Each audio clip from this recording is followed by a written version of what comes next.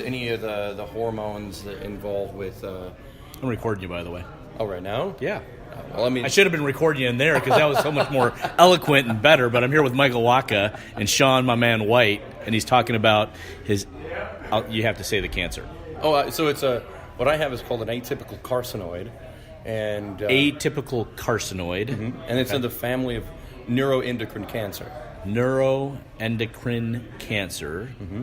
And you were describing it before. Well, just describe it again now because it goes down to really the structural level of the blood cells? Well, no. Okay, so okay. This is the best way I can explain it. Okay, so technically the closest way to describe my kind of cancer is that it is a cancer of serotonin. Now, most times when we think serotonin, we're pointing at our head. Right. And the serotonin in there is synthesized by an area called your raphe nuclei in your midbrain. And that area synthesizes about 10% of your serotonin, and it remains in your head because of your blood-brain barrier.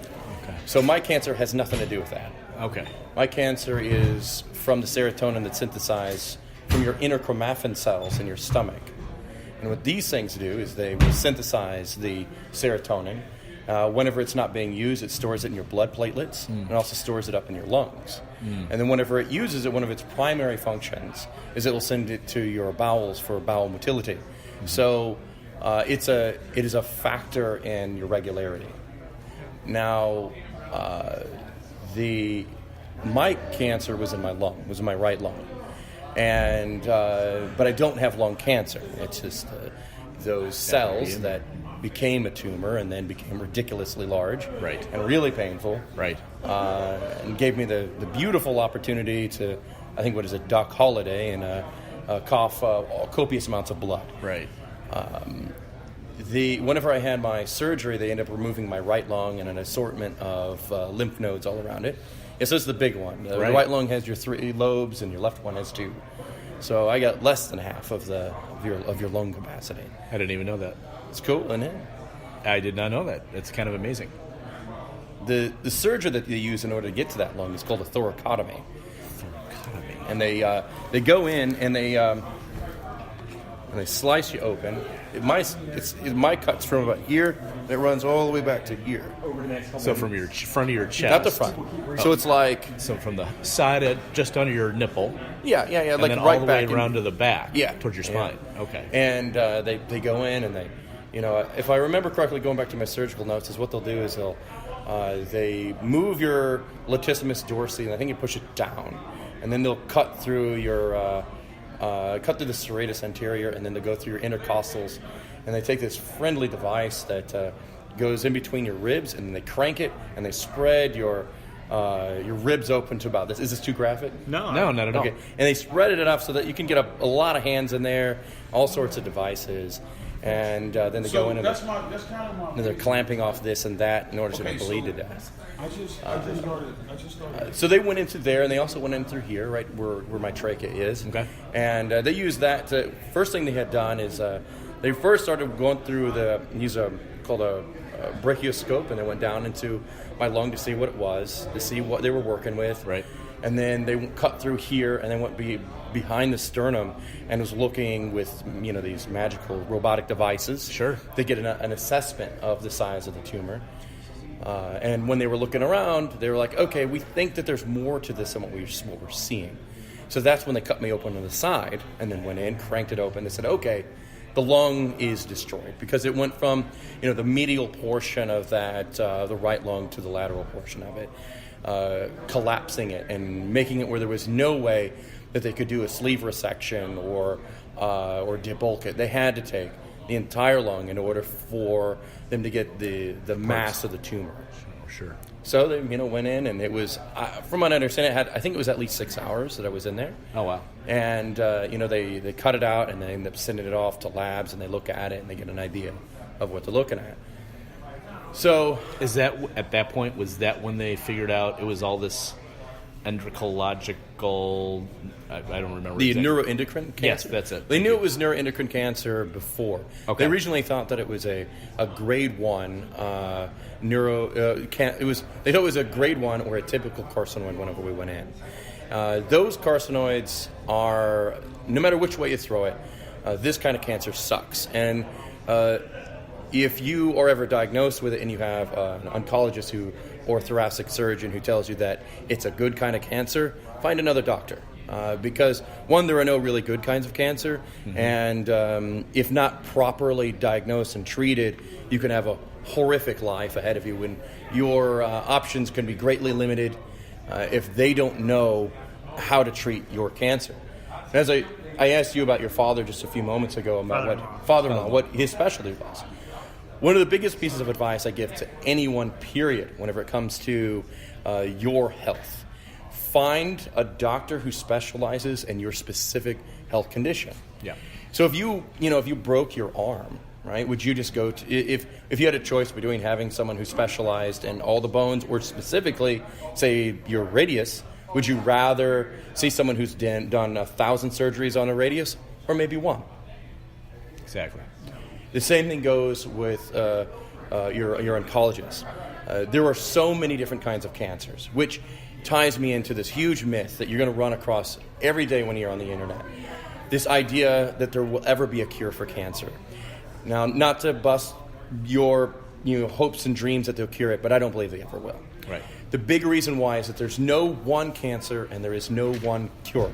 Right. There are more kinds of cancer than you have types of cells in your body. Yeah, it's a description of thousands of diseases. Right. All Right. different. It's a catch-all phrase, and we hope there's a catch-all cure, but there's not. There's not, because every There's single not. It's not cancer true. It's different. has a specific treatment that they use for it. Yeah. So, like, Well, you were talking about your diet, how you had to switch your diet because it affected all the things that... Just for the symptoms, but not for the treatment of the cancer. There's nothing I'm ever going to eat that's ever going to eradicate the cancer. Right. It's going to increase your quality of life. It's going to help you have, by having a nutrient-dense diet with a variety of foodstuffs, is going to give your body the energy and the nutrients it needs to have a healthier immune system and for you to enjoy your existence. Right. I strongly suggest staying away from any kind of diets that are fads or any diets that claim that they're going to be able to cure your cancer, examples of which is the alkaline diet, complete bogus, the Gerson therapy, terrible. Avoid orthomolecular therapy. Which is what? That's megavitamins. Okay. And there's a lot of research that actually points megavitamins in a direction that says that it encourages, depending upon which vitamins they are, they can encourage cancer growth, or if you have like stage 0 cancer, it can move on to like a stage 1. So just because someone tells you that something is good for your cancer, take a pause and ask yourself, what do they have to gain here? Right. It's amazing how many people fall into these traps of somebody has a good answer and they go with it. I mean, famously, that happened to Steve McQueen.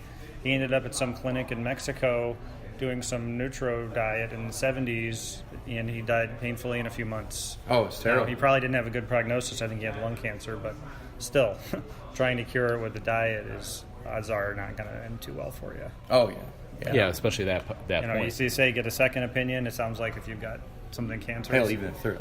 Get a dozen opinions. I like to say 3 opinions because we're lazy, and if we say we're going to target for 3, we'll get 2. Yeah. And it is challenging even to get a second opinion. Whenever I've done it, I've gotten, I guess, 3 or 4 opinions at this point. Yeah. And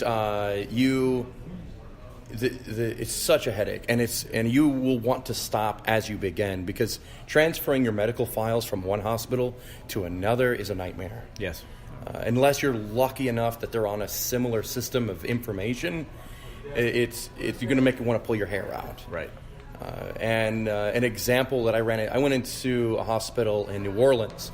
I won't say the name of the hospital, and I won't say the name of the doctors involved, but I sent my medical records to New Orleans in order to see a neuroendocrine oncologist. And I called them up. I confirmed that it was there, and they're like, yes, we have it, Mr. White. Well, I travel from St. Louis to New Orleans. I drive. And I go through all their tests, and so it was 4 days of pretty much nonstop testing. And then on the 5th day in the morning, I went to go and see this doctor who is supposed to be a neuroendocrine specialist, also known as a NET specialist. And I find out he hasn't looked at any of my medical records. I was lucky. I brought all of my medical records with me, and I brought all my imaging files. Because he didn't have the files that were sent down. No, he had never seen them. So he did. Wow. After you did 4 days of testing. Yes. Because you never know. So that was Right. And so you were prepared. He didn't at even know I least to came have out from St. Louis. You just thought you came across town. He's like, oh, so where are you from? I'm like, well, St. Louis. He's like, oh, that's a long distance that you traveled.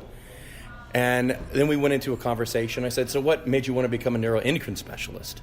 And he's like, oh, well, about 5 years ago, I came here, and I guess traditionally I'm just a, thoracic surgeon, and, they needed a net specialist. And so, well, I just became a net specialist. And I was like, what? I've just driven across the country, and your organization told me that you were specialized and trained in my kind of cancer, only to discover that this is a title of convenience. And later I found out he wasn't a specialist at all. Right. He was just falsely representing himself, which is another pitfall you're going to run across. People claiming to have credentials that they don't. Right. And since that, in many instances, it's word of mouth, they protect themselves because the evidence of it existing is almost none because you're talking over the phone. Right. Well, I mean, we talk about this amongst all industries, right? I mean, you're specifically talking about medicine, but I mean, everything you say right now can apply to everything we talk about there inside the marketing meetings that we have, our strategy sessions. But one thing you shared in there I want to make sure I get captured was your philosophy on living. You talked about your mother who had pancreatic cancer. Yeah, my mother, whenever I was about 25, she was diagnosed with pancreatic cancer. Terrible disease. Yes. They give her 3 months to live. Thank God she only lived for about a month and a half. And the greatest value that my mother taught me was live your life by your terms. Live the highest quality of life you can. Follow your dreams and have hope that you'll be able to live the life that you want, even if you're certain to die. Yes. And she was, with absolute certainty, going to die, and going to die a painful, slow death. That's why I was fortunate it wasn't as long as they diagnosed. Absolutely. And death, and I'll put this as a side note, death is not as horrible as people paint it to be. I haven't died personally because I'm still here with you. Clearly. But if it wasn't for the miracle of death, we couldn't appreciate the miracle of birth. My mother, in her last weeks of life, probably towards she put together in a very short period of time, a cruise, and she loved cruise. She'd been on all sorts of them, and she loved our family. So she put it together so that all of us could go on a cruise together, really short notice, and we spent it was a 7-day cruise in and around Mexico. It was beautiful. We all got to say our goodbyes. It was this incredibly enriching experience. And then we came back, and about a week later, she had passed away.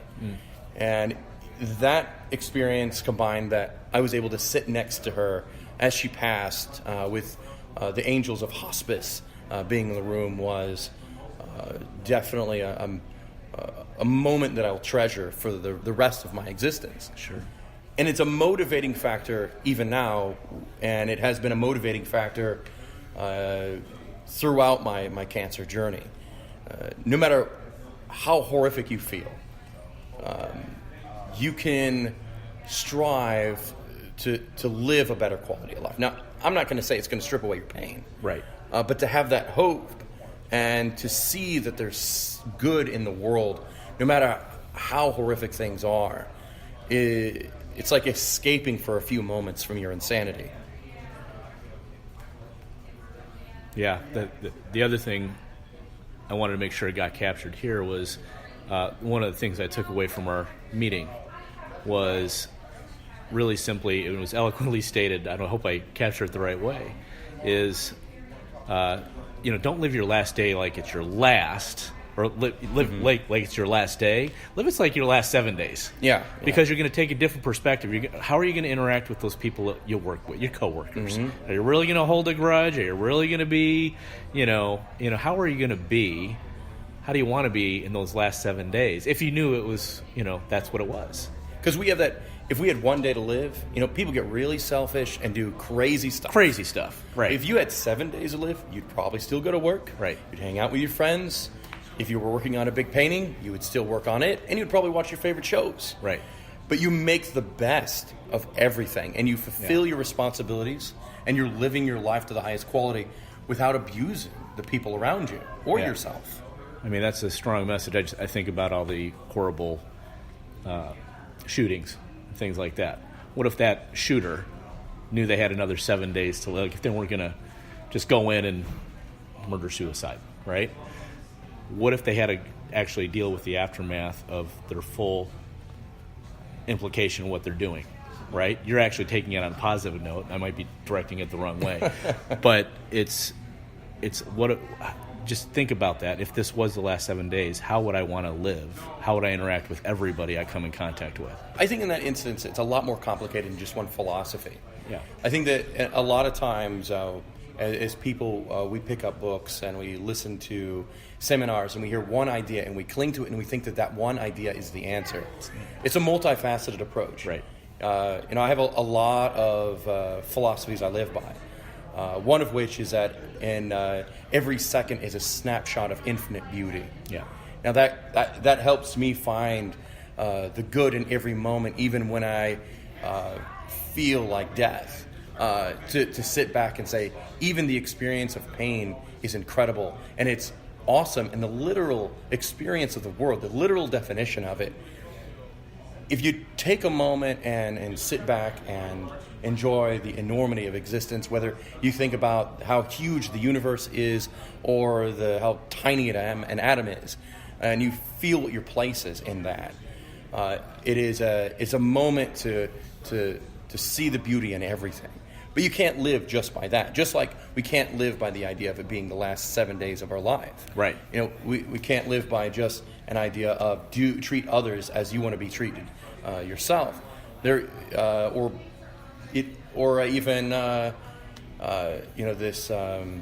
make the best of every moment, or you have to take these philosophies that are important to you over time and build a framework that allows you to coexist with other people harmoniously and with love and with faith that they're going to be able to learn from their mistakes and you're going to be able to learn from yours, that you'll have the forgiveness to be understanding that they are bumbling through this life for the first time too, that we have the wisdom to critically think and empathize with others, and and that we can all it boils down to is live the best life that you can and try to help others achieve that life as well, no matter what odds it is that you're facing. Yeah. Always profound. Strong stuff. Yeah. Shawn White, thank you. It's a pleasure. And always good seeing you at Medici, man. All right. Catch you soon.